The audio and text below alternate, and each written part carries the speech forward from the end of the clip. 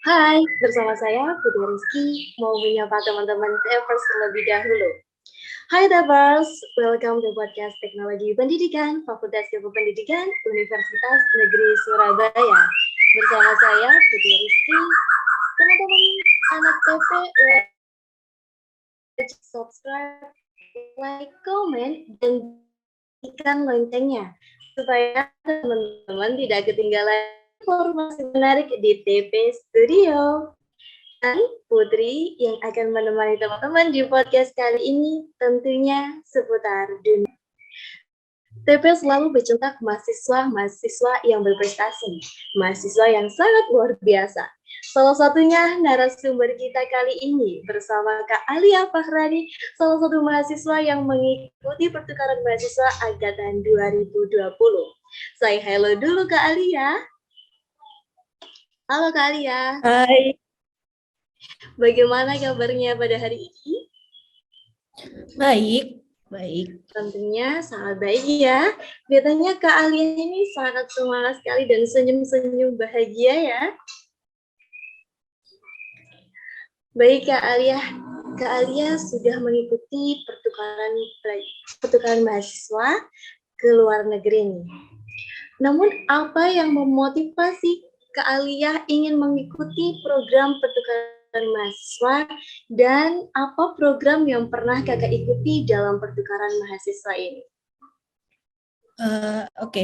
Pertama sih kita coba pikir aja siapa sih yang nggak pingin gitu nyoba untuk kuliah di luar negeri gitu kan. Pasti semua orang tuh pernah punya mimpi kayak gitu, entah dari kecil, dari sekolah, atau gimana. Nah, program pertukaran mahasiswa itu bagi aku adalah salah satu step gitu buat menuju mimpi kuliah di luar negeri. Jadi kalau misalnya ada informasi program pertukaran mahasiswa ke luar negeri, itu aku selalu ngikutin karena ingin mengejar mimpi itu tadi.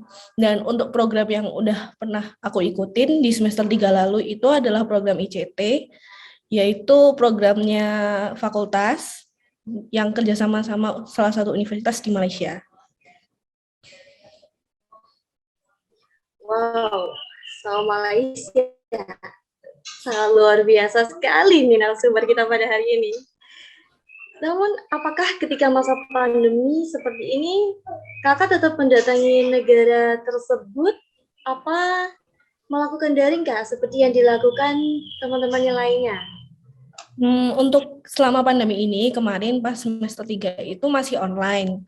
Namun, karena aku ambil mata kuliahnya beberapa itu ada yang kerja lapangan, jadi ada kayak mata kuliah yang aku harus turun di lapangan, jadi offline juga. Cuman versi Indonesianya gitu, bukan ke Malaysianya langsung. Nah, berarti kakak ini diberi kesempatan yang sangat luar biasa ke pertukaran mahasiswa ke Malaysia nih. Namun, persyaratan apa saja sih Kak yang harus dilengkapi selama mengikuti seleksi program pertukaran mahasiswa? Bisa di-sharing? Kalau ICT kemarin, itu kalau yang ICT kemarin ya, IPK-nya itu minimal 3. Itu kayaknya untuk semua program itu kurang lebih IPK 3 semua sih minimal. Terus ada kalau misalnya yang ICT kemarin karena itu programnya UNESA, jadi pakai nilai TEP aja. Dan itu nggak ada minimalnya sih, cuman nanti pasti diseleksi lagi. Nah, kamu insert sertifikat TEP aja, nanti diseleksi dari nilai TEP itu. Terus ya dokumen-dokumen biasa kayak KTP, KK, paspor, itu juga diperluin. Dan paspornya biasanya minimal ada 1 tahun expired-nya ya, jadi nggak boleh yang bentar lagi expired gitu. Dan namun sebelum kakak siap berangkat ke Malaysia, persiapan apa saja Kak yang perlu dimatangkan nih supaya kita nanti sudah berada di Malaysia sudah tidak perlu keteteran ke sana ke sini, dan persiapan apa saja yang perlu dimatangkan? Kalau aku sih nggak ke Malaysia ya, karena online aja. Cuman kalau misalnya emang ke sana itu pertama itu siapin mental sih pertama, karena pasti bahasanya itu walaupun mirip-mirip gitu ya, itu beda banget. Apalagi kemarin kan aku online, itu kelasnya itu bukan pakai bahasa Inggris tapi pakai bahasa Melayu. Itu kerasa banget perbedaan bahasanya dan kita banyak nggak ngerti tugasnya dan sebagainya. Itu pertama. Kedua, siapin kayak bahasanya dikit aja, misalnya cara sopan untuk nyapa dosen gitu. Karena setelah aku pelajarin kemarin di semester lalu itu, mereka manggilnya bukan Pak atau Bu gitu, tapi manggilnya langsung profesor, doktor. Jadi nggak boleh manggil Pak atau Bu gitu. Itu sih. Berarti itu perbedaan-perbedaan kecil yang perlu kita pelajari nih. Namun bagaimana Kak, dengan Kakak membiasakan diri Kakak untuk beradaptasi dengan menggunakan bahasa Melayu? Pasti memiliki kesulitan-kesulitan sendiri nih Kak ya. Namun bagaimana cara untuk mengadaptasi diri kita supaya kita ini bisa mengerti bahasa dari teman-teman yang ada di Malaysia? Uh, kalau misalnya dari universitas kemarin itu ada yang namanya study buddies. Jadi mereka ada perwakilan-perwakilan mahasiswa untuk bantuin mahasiswa internasional kayak aku ini. Nah, di sana aku kalau ngobrol atau tanya-tanya itu ke study buddies itu gitu. Kadang-kadang juga nanyanya pakai bahasa Indonesia, pakai bahasa Inggris gitu. Dan kadang-kadang juga pakai bahasa Melayu. Kalau misalnya nggak paham dikit baru ganti bahasa Inggris gitu. Itulah keuntungan kalau kita bisa melakukan pertukaran mahasiswa ya Kak ya. Kita bisa belajar bahasa lain nih. Kita bisa belajar bahasa negara lain, bukan hanya mempelajari bahasa Indonesia saja nih. Berarti Kak Alia ini bisa sedikit bahasa Malaysia ya? Boleh Kak? Gimana sih bahasa Malaysia? Bicara dikit dong. Nggak bisa sih sebenarnya, cuman lebih ke ngerti aja. Cuman kemarin tuh kalau misalnya ngomong itu nggak, kalau bahasa Malaysia bedanya itu kayak lebih ke aksennya gitu kan, lebih kayak naik turun gitu. Jadi kayak dokter, permisi gitu-gitu. Kalau misalnya pas kelas mau nanya atau apa gitu. Wah, berarti kalau teman-teman Tepers ini mau belajar bahasa Malaysia, pengen ngerti bahasa Malaysia, bisa nih ke Alia Wakrani nih, belajar bahasa Malaysia, supaya kita bisa mengerti kebiasaan kita melihat Upin Ipin, bener Kak ya? Kita bisa belajar dari Upin Ipin nih.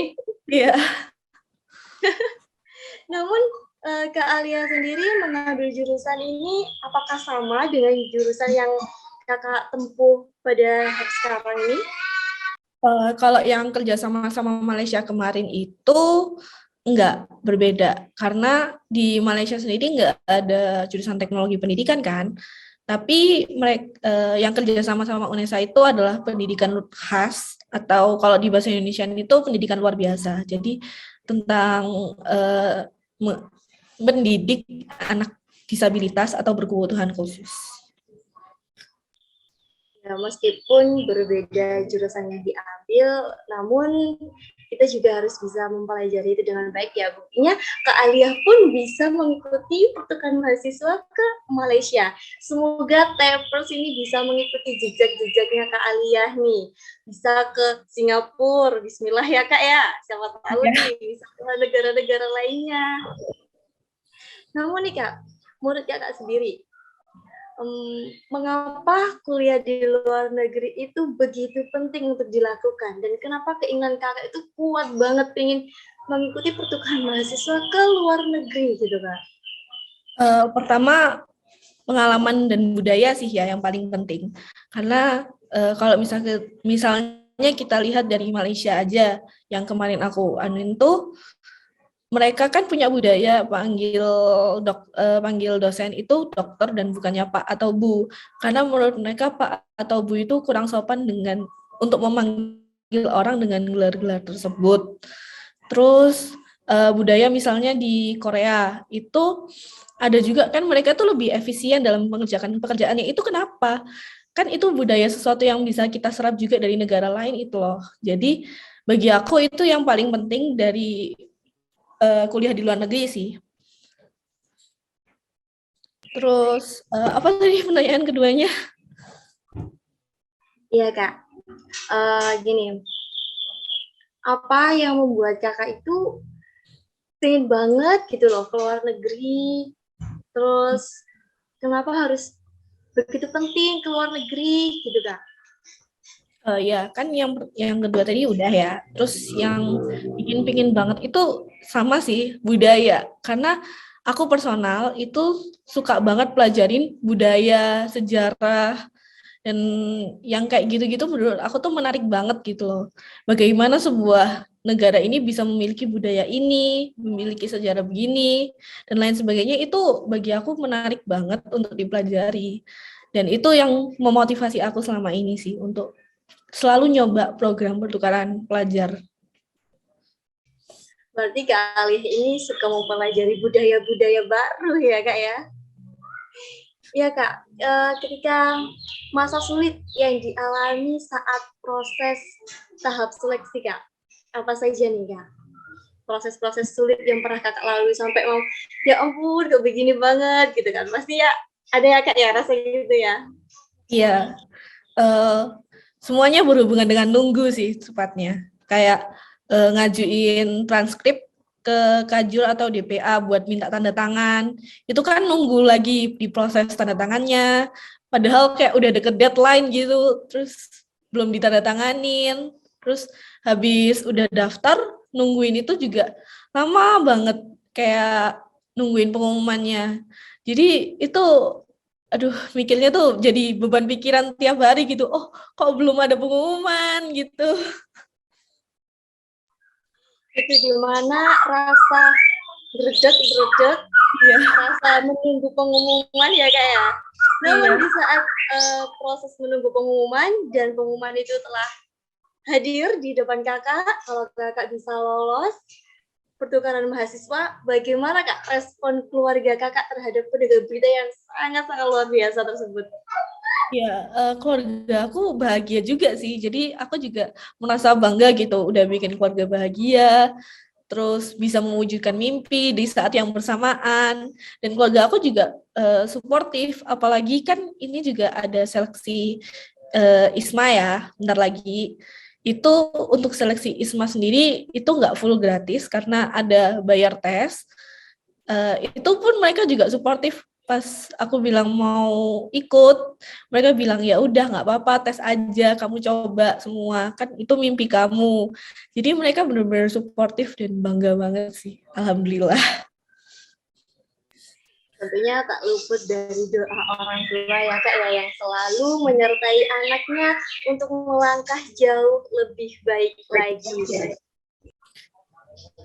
Mungkin dari situ semua Kakak bisa memberikan tips dan motivasi kepada tapers yang sedang menonton podcast pada kali ini supaya bisa termotivasi Kak, supaya kita bisa ada rasa greget gitu loh, pengen keluar negeri gitu loh, pengen jalan-jalan, bukan hanya itu saja ya melakukan uh, belajar, tapi kita juga bisa jalan-jalan ke luar negeri gitu Kak. Bagaimana tips dan motivasi Kakak terhadap teman-teman DP yang sedang menonton sini?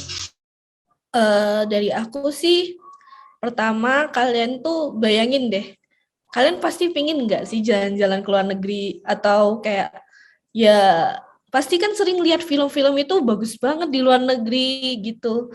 Itu kayak kalau kalian ke luar negeri itu wawasan kalian itu meluas walaupun emang jurusannya sama atau jurusannya beda, pasti wawasan kalian itu menambah gitu loh. Untuk ke luar negeri sendiri tuh ya wawasan kalian bertambah karena budayanya mereka sendiri itu termasuk wawasan yang baik untuk kita. Apalagi kalau misalnya kita ke kuliahnya atau pertukaran pelajarnya ke negeri-negeri yang maju. Dari sana kita tuh bisa lihat kenapa sih mereka bisa menjadi negeri yang maju gitu dan bisa kita terapkan juga budaya yang buat mereka maju itu ke Indonesia. Lalu untuk motivasi lain tuh bagi aku ya, kalian tuh jangan takut gitu loh buat nyoba. Karena yang aku lihat dari teman-teman gitu, biasanya tuh pada mikir, ah takut gak usah daftar lah, gak usah nyoba daftar, takut nanti pasti gak keterima. atau sebagainya gitu. Itu tuh sering banget aku temuin kan. Kalau bagi aku kalian coba aja selagi gratis gitu, kenapa nggak dicoba? Karena kayak keberuntungan kalian buat kepilih itu tuh bener-bener nggak ada yang tahu. Aku juga kemarin daftar ISMA, daftar ICT itu nggak nggak pede awalnya, nggak pede kayak bakal kepilih nggak ya? Enggak. Tapi alhamdulillah bisa lolos ICT dan sekarang OTW ISMA gitu. Bismillah. Jadi itu sih pertama yang buat kalian banget itu harus berani nyoba, harus modal nekat gitu. Benar Kak, semuanya itu harus modal nekat, semua itu kembali lagi kepada diri kita. Apakah kita mau mengambil kesempatan yang sangat luar biasa? Dan tentunya Kak, bisa mengasih tips bagaimana belajar bahasa Inggris yang baik dan bagaimana kakak itu bisa belajar bahasa Inggris, bisa bicara bahasa Inggris dengan lancar gitu Kak. Kalau aku sih pertama ya, yang paling gampang ini adalah nonton film atau serial atau drama gitu pakai subtitle bahasa Inggris. Itu yang selalu aku terapkan dari lama dan itu juga membantu banget aku memperlancar. Yang kedua itu kalau misalnya aku ada tes bahasa Inggris dalam waktu dekat kayak TOEFL, TEP atau Duolingo, itu aku biasanya kayak dari jauh-jauh hari ya, setelah aku tahu jadwalnya, aku bakal coba buat ngerjain soal bahasa Inggris di HP aja, di aplikasi. Itu minimal kayak 5 soal sehari atau beberapa soal sehari, itu nggak penting berapa, pokoknya tuh ada yang dikerjain. Jadi sebenarnya tuh nggak susah sih, kalau misalnya dipikir atau ngerjain soal itu susah, atau kayak nonton film subtitle bahasa Inggris jadi nggak fun lagi gitu, nggak seneng lagi nonton filmnya, nggak ngerti mereka ngomong apa. Tapi itu tuh step by step gitu kan, belajar bahasa itu nggak bisa otomatis dalam sehari kan.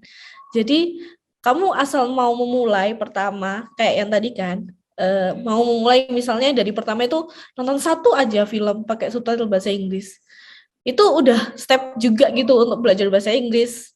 Jadi kayak jangan takut, jangan asal kayak males, apa sih nggak ngerti bahasanya, pakai subtitle bahasa Indonesia aja. Itu kayak itu yang bikin kurang berkembang sih bagi aku. Berarti dengan melakukan sebuah kebiasaan-kebiasaan kecil akan menjadi hal yang sangat luar biasa. Tentunya dengan kebiasaan kecil menonton video dan menggunakan bahasa Inggris, kemudian melakukan hal-hal kecil dengan tiap harinya mengerjakan 5 soal bahasa Inggris, itu menjadi sebuah hal yang luar biasa, jadi kita bisa belajar dari hal-hal yang kecil. Jadi Kak, berarti kesimpulannya kakak itu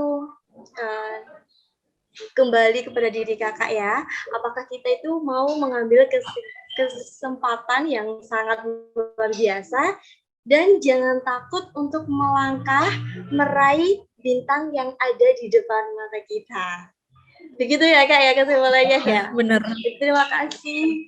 Ya, terima kasih Kak Alia Fahrani yang sudah bersedia untuk menjadi narasumber pada podcast kali ini. Dan juga terima kasih tim podcast yang sudah membantu lancarnya podcast pada hari ini. Dan tak lupa juga dengan Tapers yang selalu setia di channel TP Studio. Tetap stay tune podcast selanjutnya. Wassalamualaikum.